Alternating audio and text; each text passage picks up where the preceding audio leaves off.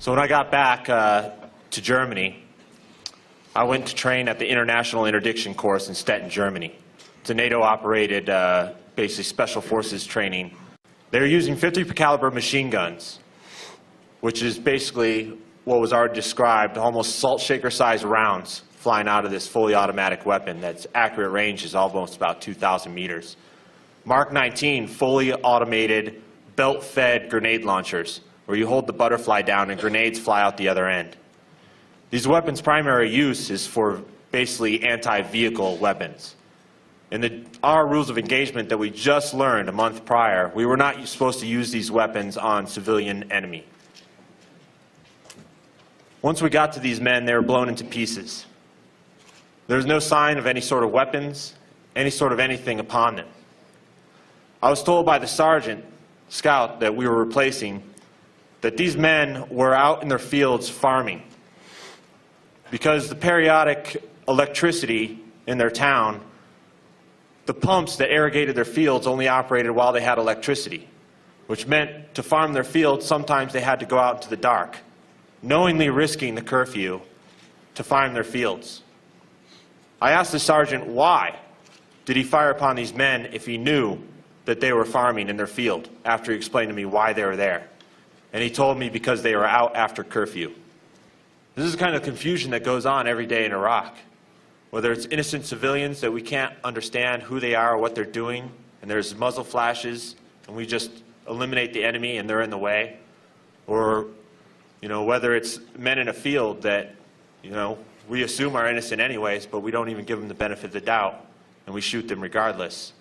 These things happen over and over again, and we don't have many photos of it. We don't have many stock footage of it. If we did, there'd be more Abu Ghraib scandals, and there'd be more Hadithas, and there'd be more Mike Greens that we can learn about. But all we do have is our testimonies. And hopefully, with the courageous efforts of Iraq Veterans Against the War, we can continue to bring these to light. The men I served with were honorable soldiers. They were professionals. They went to Iraq hoping to do good, hoping to do right. They went to Iraq to defend their country, to defend their neighbors, and defend their citizens. However, we found rapidly that that was not the case, that we were killing the Iraqi people in horrible ways, and we had to. We had to do it to protect ourselves and to operate our missions in the most safety that we could possibly do it. And most soldiers are going through this, whether they've seen a true atrocity or not. The truth of the matter is that the war is the atrocity.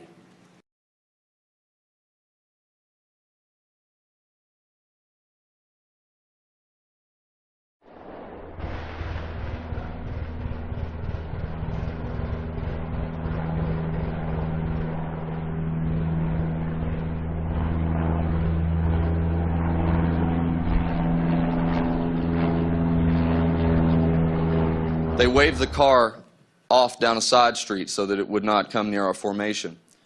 As I made it up to that side street, the car had turned around and was coming back towards us because the street was blocked off by a concrete T-barrier at the other end. So I began doing my levels of aggression. I held up my hand, trying to get the car to stop. The car sped up. And I thought to myself, oh my God, this is it. This is someone who is trying to hurt us. And so instead of doing what I should have done according to policy and raising my weapon, instead I did what you should never do, and I took my hands off of my weapon altogether and began jumping up and down, waving my hands back and forth, trying to get this car to stop and see me. The car kept coming. And so I raised my weapon, and the car kept coming. I pulled my selector switch off of safe, and the car kept coming. I was applying pressure to my trigger, getting ready to fire on the vehicle, and out of nowhere a man came off of the side of the road, flagged the car down, and got it to pull over. He walked around to the driver's side door, opened it up, and out popped an 80-year-old woman.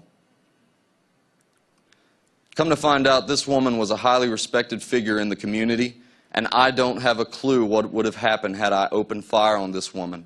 I would imagine a riot. If a foreign occupying force came here to the United States, and regardless of what they told us, whether they told us they were here to free us, to liberate us and to give us democracy, do you not think that every person that owns a shotgun would not come out of the hills and fight for their right to self-determination?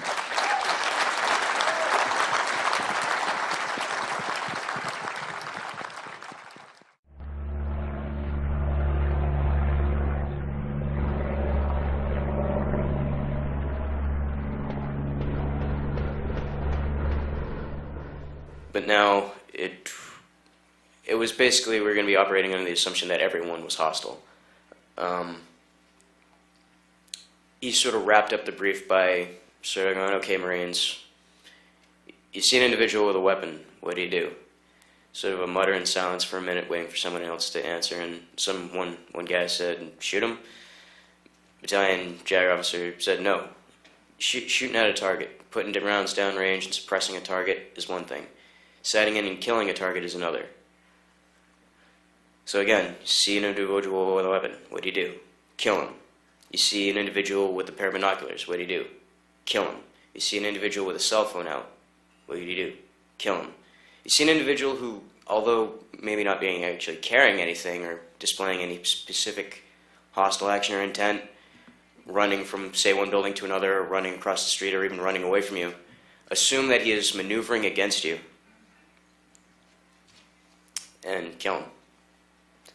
You see an individual with a white flag and he does anything but approach you slowly and obey your commands, assume it's a trick and kill him. Fallujah, we went by those ROAs. The fighting was fairly intense for the first few days especially. As under the whole recon by fire thing, we leveling houses before we even went in became pretty commonplace, using bulldozers and tanks to do the job for us and walking the rubble. On top of all the destruction that we just wrought in general, a lot of extra stuff happened too. Like, if after the first few days things began, to calm down incrementally, and we'd be holed up in houses and whatnot for a few hours to maybe a day or two, and we'd get bored, we'd get angry, and not be tired anymore, and just be like, let's break stuff.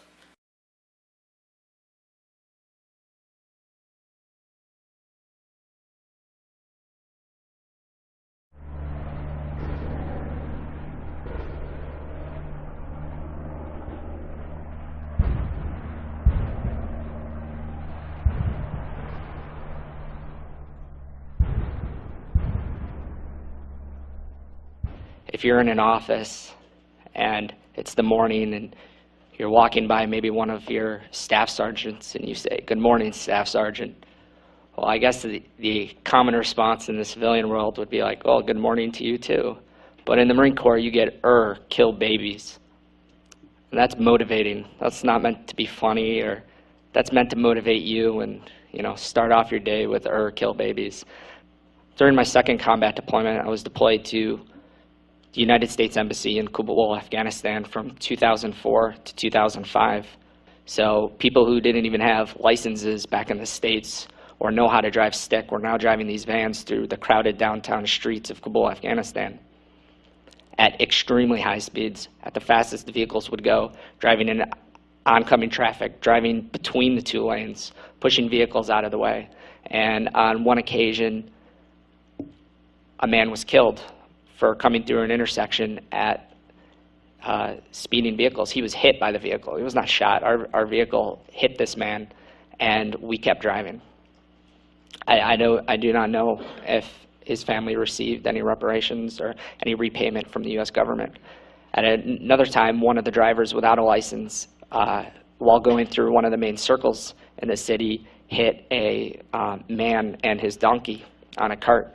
And we talk about it here. You take away something as simple as one vehicle or your donkey, that's an entire family's livelihood, and that family could have been ruined by this small one incident.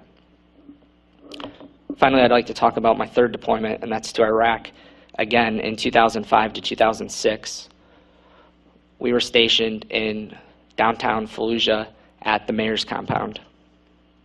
We had a couple of Marines that were being punished, and one of their punishments was to remove all this paperwork from the top floor of the mayor's compound and bring it down into our dumpsters while in full gear. This took hours for them to do, and I think it might have spanned it across days, actually. Well, after all the paperwork was gone, I finally had a chance to sit down with my interpreter and just ask, what was all that paperwork? Well, come to find out, we destroyed all the birth certificates of the city of Fallujah.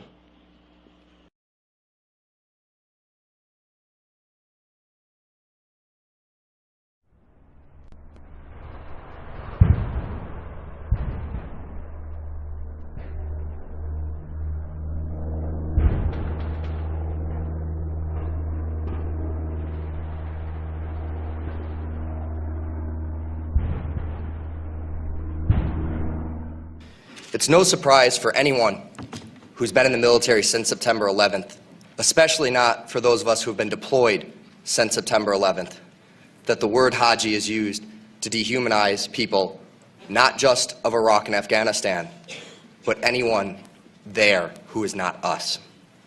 We bought Haji DVDs at the Haji shops from the Hajis that worked there. The KBR employees that did our laundry that were from Pakistan became Hajis. The KBR employees who worked inside of our chow halls became Hajis. Everyone that was not a U.S. force became a Haji. Not a person, not a name, but a Haji. I used to have conversations with members of my unit, and I would ask them why they use that term, especially members of my unit who are people of color. It used to shock me that they would, and their answers were very similar almost always, and that was, they're just Hajis, who cares? And that came from ranks as low as mine, sergeant, all the way up to lieutenant colonel in my unit. The highest ranking officer that I ever heard use these words was the highest ranking officer during my deployment in Iraq, General Casey. During a briefing that my unit, the 42nd Infantry Division Rear Operations Center at FOB Spiker, gave to General Casey, I heard him refer to the Iraqi people as Hajis. I have one story that I want to share with you. One of the most horrifying experiences of my tour that still stays with me. There was a traffic control point shooting. Traffic control point shootings are rather common in Iraq. They happen on a near or daily basis. What happened was a vehicle was driving very quickly towards a traffic control point. A young machine gunner made the split-second decision that that vehicle was a threat, and in less than a minute put 200 rounds from his .50 caliber machine gun into that vehicle. That day he killed a mother, a father, and 2 children. The boy was age 4 and the daughter was age 3. Now, I was in the briefing that evening when it was briefed to the general. And after the officer in charge briefed it to the general in a very calm manner, Colonel Rochelle of the 42nd Infantry Division, DISCOM commander, turned in his chair to the entire division level staff and he said, and I quote, "If these fucking Hajis learned to drive, this shit wouldn't happen." I looked around the TOC at the other officers, at the other enlisted men, mostly higher enlisted. As a sergeant, I think I was the lowest ranking person in that room. And I didn't see one dissenting body language, one disagreeing head nod. Everyone was in agreement that it's true. If these effing Hajis learned to drive, this S wouldn't happen. I couldn't believe it, but it was true. That stayed with me the rest of my tour. I looked around every time that word Haji was used, and I thought about that soldier who will carry that with him for the rest of his life, and I thought about the 4 Iraqis whose bloodline was ended on that day. And Colonel Rochelle could not think of any of that, but only his own racism and dehumanization that has started at the commander-in-chief of this war and worked its way down the entire chain of command.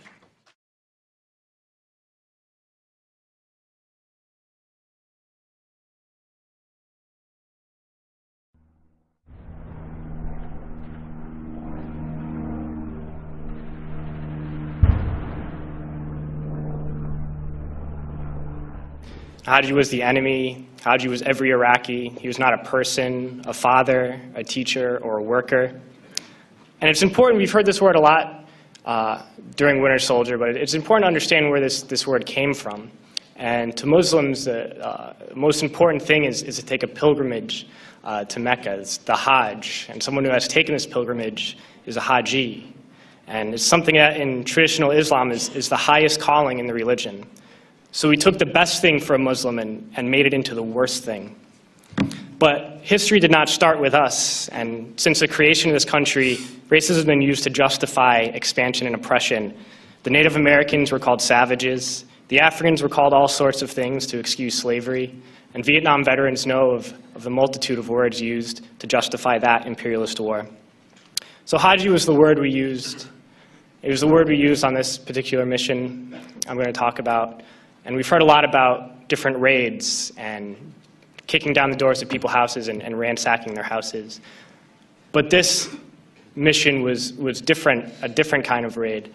I never got any explanation for these orders. We were only told that this group of houses, 5 or 6 houses, were now property of the US military, and we had to go in and make those families leave those houses.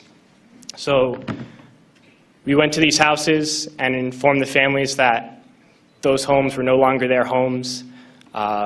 We provided them no alternative, nowhere to go, no compensation, and they were very confused and very scared and did not know what to do and would not leave, so we had to remove them from those houses.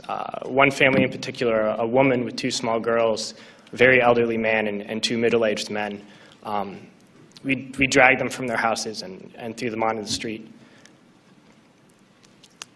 And arrested the men because they refused to leave, arrested the old man, and sent them off to prison.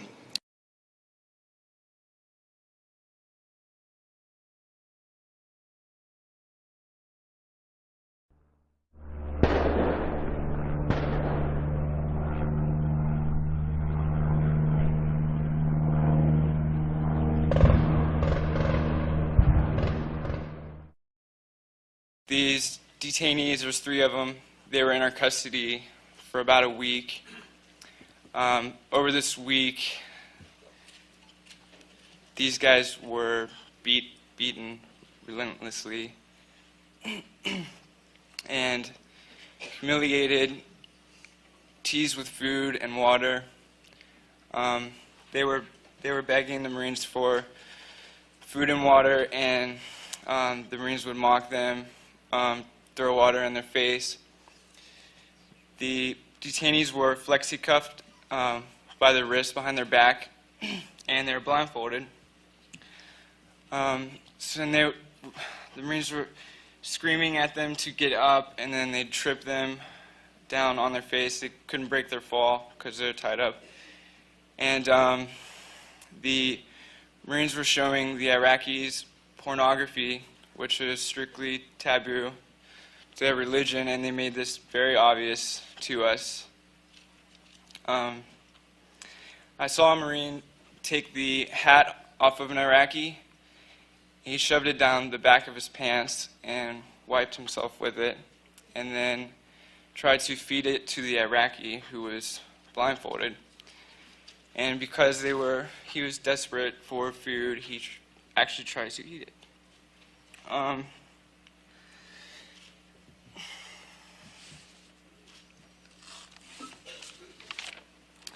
Another situation, well, let me get back to that. These guys were in our custody for about a week, and I didn't see them eat the whole time. I wasn't around them 24/7. I don't know how long the posts were, but I didn't see them eat or sleep at all. I remember the Marines taking this guy out to use the restroom, and I can't remember what the proper terminology is for the type of gown that they wear, that the men wear in Iraq. But because he was flexi-cuffed, he was trying to squat to use the bathroom to spread open his gown, and the Marine was kicking him in the ankles. I remember his ankles were bloody and shoving him over while he was trying to use the restroom, telling them that he should stand up and urinate like a man.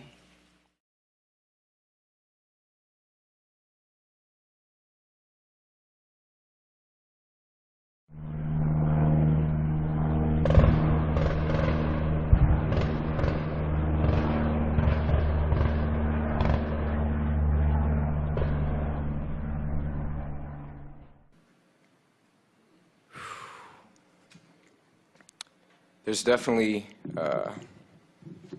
looking back on it now, you know, at the time you get so wrapped up into everything that you feel like, you know, you just want to get out there and you know, this one's for, you know, so-and-so who died in my platoon, and this one's for so-and-so, and you stop caring about who gets hurt because you're so affixed on, you know, who's been hurt in your unit, and we all just wanted everyone to come home alive, and it's difficult.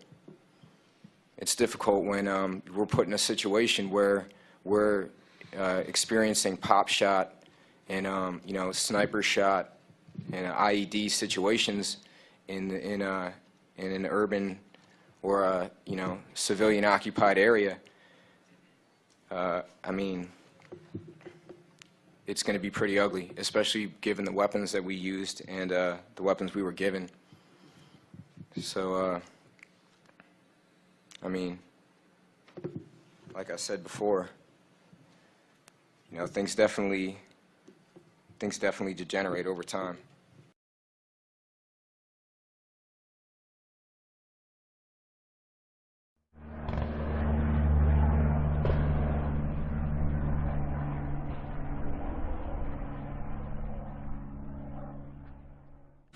The problem is the occupation.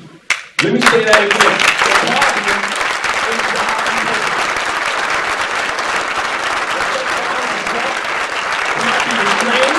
is not being trained with rules of engagement, that when your life is in danger, it does not matter what the rules of engagement are, that the problem is the occupation itself. And it's time to bring the troops home now. Thank you very much.